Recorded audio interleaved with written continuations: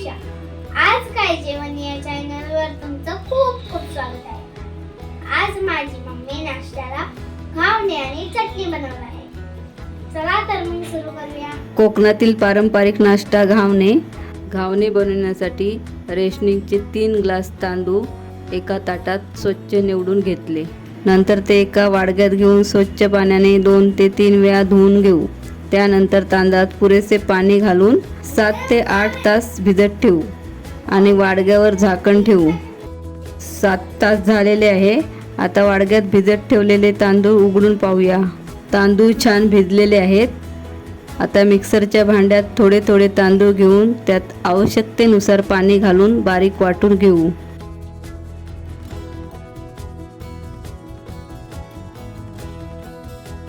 अशा प्रकारे सर्व तांदूळ 3 वेळा मिक्सरमध्ये वाटून घेऊ. वाटून घेतलेले मिश्रण आता एका स्वच्छ भांड्यात काढून घेऊ. सर्व वाटण एकजीव करून चमच्याने छान ढवळून घेऊ.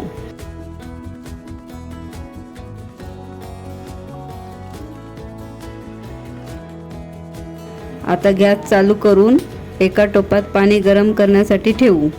माझी आई खूप छान जाळीदार घावणे करते. आमच्या घरी कोणतेही पाहुणे येणार असतील तर ती आधी घावणे, चहा आणि ओल्या खोबऱ्याची चटणी तयार करून ठेवते. तिचे आजचे घावणे सर्वांना खूप आवडतात. आता एका छोट्या टोपात थोडेसे वाटलेले पीठ काढून घेऊ. पीठ थोडे घट्ट वाटत असल्यामुळे गरम केलेले पाणी थोडे थोडे घालून मिश्रण एकजीव करून घेऊ. पीठ पातळ करून घेऊ. त्यामुळे घावणे मऊ, हलके आणि जाळीदार होण्यास मदत होते. त्यामध्ये चवीपुरते मीठ घालू आणि मिसळून घेऊ. त्याप्रमाणेच उरलेल्या सर्व पिठातही मीठ घालून गरम पाणी घालून पीठ तयार करून घेणार आहे. आता गॅस चालू करू. त्यावर घावण्याचा भिडाचा तवा गरम करायला ठेवू. तवा चांगला गरम झाला आहे. आता ब्रशच्या साहाय्याने त्यावर हलकेसे तेल लावून घेऊ. काही जण घावण्याच्या तव्यावर तेल लावण्यासाठी ब्रशऐवजी कांदा किंवा नारळाच्या कात्याचा वापर करतात. तर तुम्ही घावणे बनवताना काय वापरता हे नक्की कमेंट करून सांगा. आता एका पेल्याने घावण्याचे पीठ घेऊन तव्याच्या कडेकडेने आणि नंतर मधोमध गोलाकार पद्धतीने ओतू. पीठ संपूर्ण तव्यावर जाळीदार पसरून घेऊ. पीठ तयार ओतल्यानंतर त्यावर झाकण ठेवून साधारण 1 मिनिटभर शिजू देऊ. 1 मिनिटानंतर झाकण उघडून पाहूया. घावणे छान शिजलेले दिसत आहे. आता उलटण्याच्या साहाय्याने प्रथम बाजूची कडा हळूहळू सैल करून घेऊ. त्यानंतर उलटण्याने मधोमध घालून घावणे अलगद उचलून जाळीदार प्लेटमध्ये काढून घेऊ. जाळीदार प्लेटमध्ये ठेवल्यामुळे घावण्याची वाफ निघून जाते. याप्रमाणे उरलेल्या सर्व पिठापासून एकामागोमाग एक असे घावणे बनवून घेणार आहे. आपले घावणे तयार झालेले आहेत.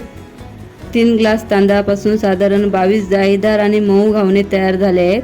हे घावणे नाश्त्यासाठी किंवा संध्याकाळच्या जेवणासाठी अतिशय छान लागतात. या प्रमाणात घावणे 4 ते 5 जणांना सहज पुरतात. आता आपण घावण्यासोबत खाण्यासाठी खोबऱ्याची चटणी बनवणार आहोत. त्यासाठी लागणारे साहित्य आहे: 1 वाटी किसलेले ताजे खोबरे, थोडीशी कोथिंबीर, 3 हिरव्या मिरच्या धुवून चिरून घेतलेल्या आहेत, चवीपुरते मीठ, 6 लसूण पाकळ्या चिरून घेतलेल्या आहेत, आल्याचा 1 छोटा तुकडा धुवून बारीक चिरून घेतला आहे. हे सर्व साहित्य मिक्सरच्या भांड्यात घालून थोडेसे पाणी टाकून वाटून घेऊ. आता आपली झटपट, चविष्ट आणि ताज्या ओल्या खोबऱ्याची चटणी तयार झालेली आहे. आजच्या ताटात जाळीदार घावणे, ओल्या खोबऱ्याची चटणी, बटाट्याची भाजी, डाळीची आमटी आणि गरमागरम भात आहे. साधे, पौष्टिक आणि चविष्ट असे घरगुती जेवण तयार आहे. कोकणी पद्धतीचा पारंपरिक नाश्ता म्हणजे जाळीदार घावणे. हे घावणे ओल्या खोबऱ्याच्या चटणीसोबत आणि चहासोबत खूपच छान लागतात. तसेच ओल्या खोबऱ्यात गूळ आणि वेलची घालून तयार केलेल्या गोड रसासोबतही याची चव अप्रतिम लागते. जेवणाच्या वेळी घावणे केले असतील तर उकडलेल्या बटाट्याच्या भाजीसोबतही ते अतिशय छान लागतात. एकदा नक्की करून बघा. तुम्हाला घावणे कोणत्या पदार्थासोबत खायला आवडतात? चटणी, गोड रस की बटाट्याची भाजी की चहा? कमेंट करून नक्की सांगा. माझ्या लाईक करा, सबस्क्राईब करा आणि नवीन व्हिडिओच्या नोटिफिकेशनसाठी बेल आयकॉनवर क्लिक करा आणि तुमच्या मित्रमैत्रिणींना आणि नातेवाईकांना शेअर करा. धन्यवाद.